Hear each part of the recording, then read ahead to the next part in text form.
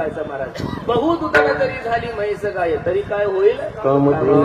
एका सरोवरामध्ये एक बेंडूक राहत होते आणि ते बेंडकीचे 2-3 किलो होते आणि तिथे एक हत्ती पाणी पिण्यासाठी आला. काय पिण्यासाठी आला. हत्ती पिण्यासाठी पाणी. बेंडकी कशाच्या निमित्तानं तरी कार्यक्रमाच्या निमित्तानं बाहेर गेलेली होती आणि त्या बेंडकीच्या पिल्याने त्या हत्तीकडे पाहिल्यानंतर ते घाबरले, कारण एवढा मोठा प्राणी त्यांनी कधी पाहिलाच नव्हता. आणि मग हत्ती पाणी पिऊन निघून गेल्यानंतर ती बेंडूक आली, ते पोरं सगळे घाबरले, रडायला लागले, पडायला लागले. आई म्हणली, का रे पोरांनो, काय झालं, काय भीताय तुम्ही, काय झालं, काय बघितलं असं. अगं आई, आज एवढा मोठा प्राणी आपल्या धरणामध्ये आला होता, सरोवरामध्ये आला होता की एवढा मोठा प्राणी आम्ही पाहिलाच नाही. मग ती बेंडकू काय करायला लागली, म्हणजे किती मोठा पोरा होती बेंडकी आपलं पोट फुगवलं. एवढा मोठा नाही ग म्हणे आई. बेंडकीन परत फुगवलं. एवढा मोठा पोरानो. अगं नाही ग आई, बेंडकीनं परत पोट फुगवलं. आता बेंडकी किती फुगली म्हणजे हत्ती होईल का महाराज. फुगून फुगून एक तर फुटल पण हत्ती होणार नाहीये. तसं आमच्यासारख्या बेंडक्यांनी ज्ञानोबराय कोबरायासारख्या माणसाचं काय वर्णन करायचं महाराज. आकाशाहीपेक्षा ज्यांची व्यापकता आहे, समुद्राहीपेक्षा ज्यांची खोली आहे, अनुरेणू या थोकडा तुका आकाशा एवढा. आम्ही वर्णन करणं म्हणजे महाराज सांगतात, बहुदुधड झाली झाली म्हैस गाय, तरी काय होईल कामे, तरी काय होईल कामे, तरी काय होईल कामे.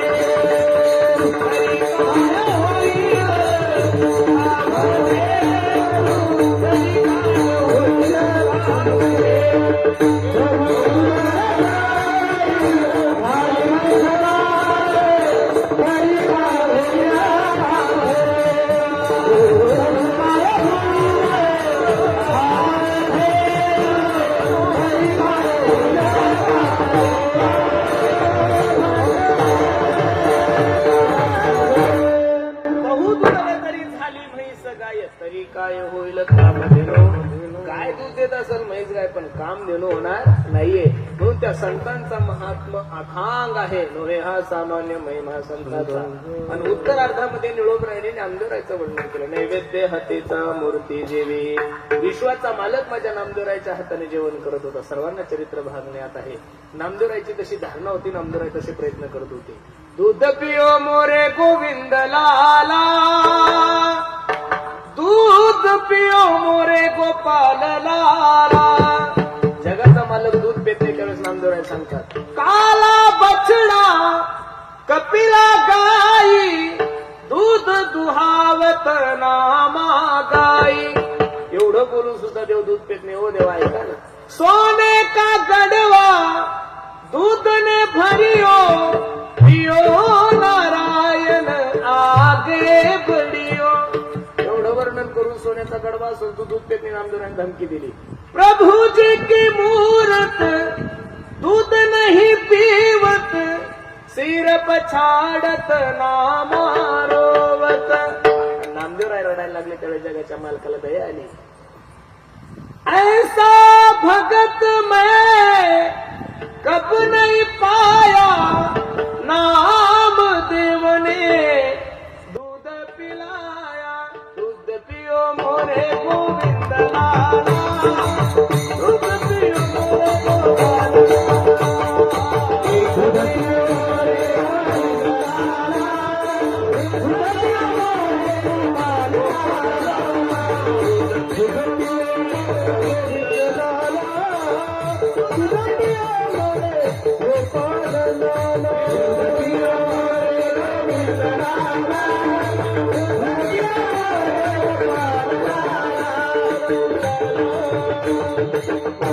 जगाचा मालक दूधही पितो आणि जगाचा मालक नैवेद्यही खातो, पण खाऊ घालण्यासाठी तुम्हाला नामदेवराय.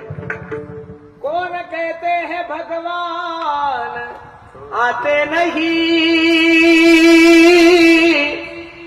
कौन कहते हैं भगवान आते नहीं, कौन कहते हैं भगवान रोते नहीं, कौन कहते हैं भगवान सोते नहीं. कोण म्हणतो जगाचा मालक रणी रडतोय ना महाराज, पण रडण्यासाठी तुम्हाला, रडवण्यासाठी तुम्हाला सुदाम द्यावं लागेल ना. देख सुदामा की दीन दशा, करुणा करके करुणा निधि रोए, पानी को हाथ छो नहीं, नैनन के जल से पग धोए. सुदाम देवासाठी रडला यातलं नाहीये, माझ्या ज्ञानोबरासाठी सुद्धा पांडुरंग परमात्मा रडला. तुम्हाला झोपतो ना देव, झोपू घालण्यासाठी तुम्हाला काय व्हावं लागल? यशोदा व्हावं लागल. कोण म्हणताय जगाचा मालक हात नाही, खातं पण त्यासाठी तुम्हाला शबरी माता व्हावं लागल, विदुर काका व्हावं लागल. कोण म्हणताय जगाचा मालक नाही, येतोय हो, पण बोलवावं लागेल ना, त्यासाठी तुम्हाला द्रौपदी व्हावं लागेल. निश्चित जगाचा मालक येतो. म्हणून सर्वांना माझी विनंती, कधीतरी देवाला सुद्धा विनंती करून पहा ना, देवा नामदेवरायच्या हातचं खाल्लं तू, कधीतरी आमच्या हातचं खाऊन बघ ना. आपण नैवेद्य सुद्धा देवाला असं दाखवतो महाराज, हलकट आपण नैवेद्य सुद्धा हलकट असतो. आता आमरसाचे दिवस सुरू झाले, माझ्या माता मावल्या मंदिरात आपलं देवघरात ते नैवेद्य दाखवतात. एक छोटीशी वाटी असती, ते बारकाली 2 बोंड भजी कळतात ना, त्याला इकडे बोंड बांधतात भजी. त्यात एक कुरडईचा तुकडा, एक सांडाईचा तुकडा, चपातीचा कोरस, आणि मोजून 2 थेंब रस असतो. किती? 2 थेंब. ते बी ते शेवायावर. तुम्ही तवली पेता देवाला ग्लास भरतो देत जा. सांडाया कुरडाय तुम्ही टोपलं भर खाता, त्याला कमीत कमी एक वाटी भर तर दिलं पाहिजेत ना महाराज. आपण तशी भावच तयार करत नाही, त्याच्यामुळे खाण्याचा विषय एक नाहीये. तुम्ही फक्त तसे भाव तयार करा, तुम्ही तशी तयारी करा. माझा जगाचा मालक तयार आहे. याद आएगी उनको कभी ना कभी, कृष्ण दर्शन तो देंगे कभी ना कभी, ऐसा विश्वास मन में जगाते चलो, कृष्ण गोविंद गोपाल गाते चलो, काम करते चलो, नाम जपते चलो, हर समय कृष्ण का ध्यान करते चलो, कृष्ण गोविंद गोपाल गाते चलो. जबाबदारी देवावर टाका आणि विश्वास देवावर ठेवा. विश्वास ठेवल्यानंतर निश्चित माझ्या जगाच्या मालकाची कृपा. जेवढे काही गुणीजन महाराज मंडळी इथं आलेले महाराज, हे दिवसातून 3-3 जिल्हे फिरतात. किती? 3-3 जिल्हे. आज इथं आहे तर उद्या बीडला आहे, बीडचं करून परत इथे, आज इथं आहे तर उद्या दुसरीकडे आहे. मग एवढे प्रवास करतात, एवढी धावपळ करतात, यांच्या जीवनामध्ये कधी दुःख होत नाही, कधी काही अपघात होत नाही. याचं कारण महाराज, सर्वस्व जबाबदारी माझ्या पांडुरंगावर टाकलेली. कोणावर टाकलेली आहे? पांडुरंगावर टाकलेली. तुम्ही देवावर जबाबदारी टाकली ना महाराज, तुम्हाला जीवनात कोणत्याच गोष्टीची फिकीर नाहीये. माझे गुरुजी मला नेहमी सांगतात, पुरुषोत्तम तुला जर असं वाटत असेल तू कीर्तन करतो आणि पैसे आणतो म्हणून मंदिर झालं, तर तुझा गोड गैरसमज. तू इथं बसून राहा. काय म्हणतात ते? तू इथं बसून राहा, फक्त रामकृष्ण हरी रामकृष्ण हरी म्हण. या झाडाला सुद्धा भाकरी लागतील, एवढी देवाची ताकद आहे महाराज. ही वस्तुस्थिती. आपला विश्वास कमी आहे, आपण फक्त देवावर जबाबदारी टाका. तुका म्हणे भार घातली यावरी होईल काय वारी, आणि एकदा का तुम्ही त्याच्यावर जबाबदारी टाकली की मागे पुढे उभा राहे सांभाळी, आली या अघात निवाराया. इथं जेवढ्या काही माझ्या आई बहिणी बसलेल्या, त्यांनी फक्त तुमच्या नावाचं मंगळसूत्र गळ्यात घातलेले. काय घातलेले? तुमच्या नावाचं मंगळसूत्र घातलंय, तुमच्या नावाचं कुंकू लावलं. बस वर्षातून एकदा मकर संक्रांतीला तुमचं दर्शन घेतली, तरी तुम्ही तिच्यासाठी काय नाही करत महाराज. त्या शंभड्या बायकोसाठी तुम्ही तुमच्या मायाला बोलत नाही, बापाला बोलत नाही, बहिणीला बोलत नाही, भावाला बोलत नाही. काय केलं तुमच्यासाठी? का अमृत आणलेलं आहे. जीवनातला सगळ्यात त्रासदायक व्यक्ती भरतो. म्हणजे असं हसण्यासारखं काही नाही. ज्याच्या त्याच्या घरी मातीच्याच चुली आहे, फक्त काही काहीची चूल थोडी मोठी आहे, काही काहीची फुटलेली आहे, काही काहीची नवीन आहे, बाकी काही नाही महाराज. हे वयाच्या अगोदर जे बरेचशा लोकांचे टक्कल पडले ना, त्याला 100% पैकी 80% बयाच कारणीभूत. शरीरातलं कोणतंच आपलं इम्युनिटी पॉवर नाही कमी झाली, काहीच नाही. यांच्या ताणामुळं केस पांढरे व्हायला लागले. तुम्ही म्हणसाल तुम्ही एवढ्या तळतळीनं कसं बोलता? अनुभव आले अंगा. हे आमच्या सगळ्याचं सांगतो बघ तुम्हाला. ते या जगात तसे. माझ्या गुरुजीला प्रश्न केला, म्हणलं का हो बाबा, परमार्थ करणारे जेवढे काही मंडळी आहे, गायक असेल, वादक असेल, कीर्तनकार असेल, एवढं चांगलं वागून अख्खा समाज त्यांच्या नावाचा उदो उदो करतोय, तरी मग त्यांना मनासारख्या बायका का भेटत नाही? मी असा प्रश्न कोणाला विचारला? आमच्या गुरुजीला विचारला. त्यावेळेस गुरुजीने सांगितलं, परमार्थ करणाऱ्या माणसाला मनासारखी बायको कधीच भेटू शकत नाही. याचं कारण देवानं सूत्र ठेवलेलं आहे, याला जर याच्या मनासारखी बायको दिली तर हा तिचेच लाड पुरवत बसल आणि मला विसरून जाईल. म्हणून तुकोबरायपासून तर आतापर्यंत मनासारखी बायको कोणाला भेटली? म्हणून परमार्थ करणाऱ्या माणसाने ध्यान देऊन ऐका. तुमच्या बायका जर तुमच्या ऐकत नसेल तर समजून चला, देवानं तुम्हाला जो वेळ दिलाय तो देवासाठी खर्च करण्यासाठी दिलाय. माझे निळोबराय साधू संतांच्या संगतीचं महात्म्य तुम्हालाही सांगत आहे, मलाही सांगत आहे. कोण आहे निळोबराय? काय काय निळोबरायचा अधिकार आहे पहिला आपल्याला प्रश्न याचा निळोबरायचा जोपर्यंत अधिकार कळत नाही तोपर्यंत आपल्याला अभंगात प्रवेश करता येणार नाहीये. जगद्गुरु तुकोबरायचे कृपापात्र शिष्य निळोबराय. त्याही काळामध्ये माझ्या तुकोबरायचे हजारो शिष्य असतील, लाखान शिष्य असतील, पण कृपापात्र म्हणून निळोबरायला का म्हणलं जातं याचं कारण असं आहे, जगद्गुरु तुकोबरायच्या परीक्षेमध्ये पास झालेले माझे निळोबराय होते. गुरु कसा असावा आणि शिष्य कसा असावा याचं मूर्तिमंत उदाहरण म्हणजे हे जगद्गुरु तुकोबरायची आणि निळोबरायची जोडी आहे. कबीर महाराज गुरु शिष्याचं नातं सांगत असताना खूप गोड सांगतात, गुरु कसा असावा आणि शिष्य कसा असावा. गुरु तो ऐसा चाहिए जो शिष्य को कुछ ना मांगे, शिष्य तो ऐसा चाहिए जो गुरु को सब कुछ दे डाले. त्याला गुरु म्हणा. त्याला गुरु म्हणा की जो आपल्या शिष्याच्या संपत्तीवर डोळा ठेवत नाहीये, आणि त्याला शिष्य म्हणा की तो आपल्या गुरुच्या चरणी सर्व विलीन करतो. पण 2024 मध्ये बहुतांशी तसे गुरु शिष्य पाहायला भेटत नाही बरं विकास दादा. गुरु एवढे हलकट झाले, शिष्य भेटले त्याला कापायचंच करतात महाराज. कोणत्या का पद्धतीनं त्याला कापायचं. असा बावळट गुरु असल्यानंतर शिष्य सुद्धा कधी हा मरल आणि कधी मी याच्या प्रॉपर्टीचा मालक होईल हीच अपेक्षा करतात. खरं सांगू का, जो गुरु आपल्या शिष्याच्या संपत्तीवर डोळा ठेवतोय आणि जो शिष्य आपल्या गुरुच्या मरणाची वाट पाहते तो कोबराय किती गोड बोलतात पहा. हा विठोबाची आना नरकाजाती, नरकाजाती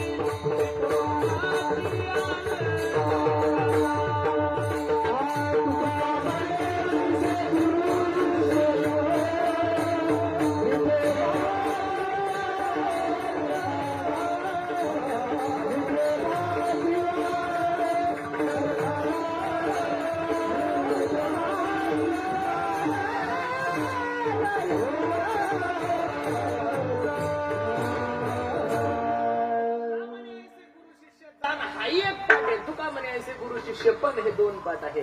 विठोबाची आनंद जाते. गुरु कसा असावा आणि शिष्य कसा असावा याचं मूर्तिमंत उदाहरण म्हणजे माझे निळोबराय आणि तुकोबराय. माझ्या सद्गुरूने माझ्यावर कृपा करावी, माझ्या सद्गुरूने माझ्या मस्तकावर हात ठेवावा याच्यासाठी 42 दिवसाचा अनुष्ठान करणारा महात्मा म्हणजे निळोबराय. तुकाराम तुकाराम तुकाराम तुकाराम तुकाराम तुकाराम तुकाराम तुकाराम. तुकोबराय तर वैकुंठातून आलेच नाही, पण पांडुरंग परमात्मा विटेवून उतरला निळोबरायच्या दादा. ते निळोबराया अहो 42 दिवस झाले हो निळोबराय अन्न पाण्याचा त्याग केलाय. जर काही बरं वाईट झालं तर लोक काय म्हणतील, निळोबरायने डोळे उघडले जगाच्या मालकाकडे पाहिलं. येते तुझं लागी बोलावले कोणी, दिल्या वाचोनी आला शिका. निळोबरायने डोळे उघडले जगाच्या मालकाकडे पाहिलं. अबे देव आहे ना तो, तुला काही शास्त्र वगैरे कळतं का? काही ठिकाणी आमंत्रण असल्याशिवाय जायचं नाही 1, काही ठिकाणी आमंत्रण असलं तरी जायचं नाही 2, आणि काही ठिकाणी आमंत्रणाची अपेक्षा करायची नाही 3. लक्ष देऊन कीर्तन ऐका महाराज. परमार्थ असेल, रामायण चालू असेल, भागवत चालू असेल, परमार्थातला कोणता जरी कार्यक्रम चालू असेल, इथं नावाची अपेक्षा करू नका. इथं नाही बोललो तरी या. पत्रिकेवर नाव नसलं तर काही हलकट लोक सप्ते लिहून पाहत नाही महाराज. त्याला असं वाटतं की माझ्या पोरीचं साखरपुडाच आणि त्याच्या हातचं देऊ की काय करू. अजिबात नाही. परमार्थ तुमच्याकडून तुम्ही लगे बी मेले तरी परमार्थ काही बंद पडत. आता चालू कीर्तनात दोन्ही पक्वाजे मेले आणि कीर्तनकारही त्यांच्या सोबत मेला तरी काही कीर्तन राहणार आहे का महाराज? राहिलेले कीर्तनाचे किशोरबा पूर्ण करतील. हे सगळे कीर्तनकारच आहेत महाराज. गायक म्हणजे कोणा वाचून काही राहत नाहीये. कोण लोक म्हणतात महाराज मी जर मेलो ना, बोलण्याची भाषाही पहा लोकांची किती वजनात असते. महाराज मी जर मेलो ना महाराज, असं समजा आमच्या 5 वर्षाचा सप्ताहच बंद पडला, तू मर नाही एकदा मर. तू मरून पाहिलं लोक तुझ्यापेक्षा चांगला सप्ताह करतात. बरोबर. परमार्थामध्ये नावाची अपेक्षा करू नका. तुम्ही एवढे मंडळी इथं बसले, तुम्हाला हवा दिसती का जाणवती हो? हवा दिसती का जाणवती? थोडं आभाळाचं वातावरण आहे, थोडं बऱ्याचशा ठिकाणी दुपारी पाऊस झाला त्याच्यामुळे हवा कशी थंडीगार आहे. ते दुपारच्या टायमाला गरम दमट ही हवा तुम्हाला जाणवते, दिसत नाहीये. हवा दिसत कोणालाच नाहीये, पण हवा हवेचं कार्य केल्याशिवाय राहत नाहीये. तसं परमार्थामध्ये मदत करत असताना, परमार्थामध्ये दान देत असताना, परमार्थामध्ये काही मदत करत असताना कीर्तनकाराने आपलं नाव घ्यावं ही अपेक्षा ठेवू नका. आयोजकाने तुमचं नाव घ्यावं ही तर मुळीच अपेक्षा ठेवू नका. मी या मताचा महाराज आहे, कीर्तनकाराने नाव घ्यावं एवढं चांगलं नका जगू गड्यांनो. तुमचं नाव जगाच्या मालकाने घेतलं पाहिजे, एवढं चांगलं कार्य केलं पाहिजे. तुम्ही एवढी चांगली मदत केली पाहिजे की लोकांनी नाही, देवानं म्हणलं पाहिजे, आमच्या आसरा मातेनं सुद्धा म्हणलं पाहिजे किती गोड सेवा करतोय. खरं सांगू का, परमार्थामध्ये नावाची अपेक्षा करू नका. आमच्या गजानन महाराजांचं संस्थान असेल, तिरुपती संस्थान असेल, शिर्डीचं संस्थान असेल, हजारो टन धान्याचं लोक ट्रक आणून टाकतात, पण ट्रक ड्रायव्हर सांगत सुद्धा नाही ट्रक कुठून आला. म्हणून खरं सांगू का तुम्हाला, इथं अपेक्षा करू नका, इथं या, कारण इथं आल्यानंतर तुमच्या जीवनाचा उद्धार आहे. कीर्तन चांग कीर्तन चांग ओयंग. इथं आल्यानंतर तुम्हाला चांगल्या विचाराची देवाणघेवाण होणार आहे. आतापर्यंत या वारकरी संप्रदायामध्ये महाराष्ट्रातल्या कोणत्याच कीर्तनकाराने तुम्हाला दारू पिण्याचं ज्ञान नाही दिलं गड्यांनी, तुम्हाला व्यभिचार करण्याचं नाही सांगितलं, तुम्हाला चोऱ्या करण्याचं नाही सांगितलं. आतापर्यंत मी असो, माझ्यापेक्षा छोटा कीर्तनकार असो का माझ्यापेक्षा ज्ञानी कीर्तनकार असो, त्यांनी तुम्हाला फक्त पवित्र तुळशीची माळ गळ्यामध्ये घालायला सांगितली, जीवन चांगलं जगायचं सांगितलं. म्हणून तुका म्हणे जवळी न पाचारी चालावी, संत चरण भावे इथं या. काही ठिकाणी आमंत्रण असलं तरीही जाऊ नका. सध्या आचारसंहिता चालू आहे, बरोबर आहे का नाही? अजून तुमचं दुसऱ्या टप्प्यात आहे का तिसऱ्या टप्प्यात आहे तुमचं मतदान? कितव्या म्हणजे माहितच नाही का मतदान कितव्या टप्प्यात आहे? आता उमेदवारच डिक्लेअर नाही अजून, तर तुम्हाला काय करणार आहे मतदान कधी? लोकांनी तुम्हाला फुकट जरी धाब्यावर नेलं तर जाऊ नका. पाजणाऱ्यांनी जरी लाजा सोडल्या तरी पिणाऱ्यांनी लाजा फक्त ते 8 दिवस पाजतील, एवढं जरी कळलं तरी खूप झालं गड्यांना तुम्हाला.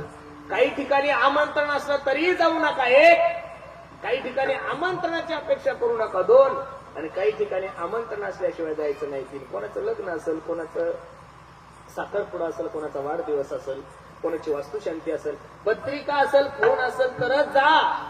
फुकटचं खायला भेटतं म्हणून कुठे जाऊ नका. आमंत्रण नसताना गेल्यावर काय फजिती होती? दक्ष प्रजापतीची कथा तुम्ही भागवतामध्ये ऐकली असेल. दक्ष प्रजापतीने यज्ञ ठेवला, सर्व देवतांना आव्हान केले स्वतःच्या जवळला, म्हणजे भगवान शंकराला आमंत्रण नाहीये.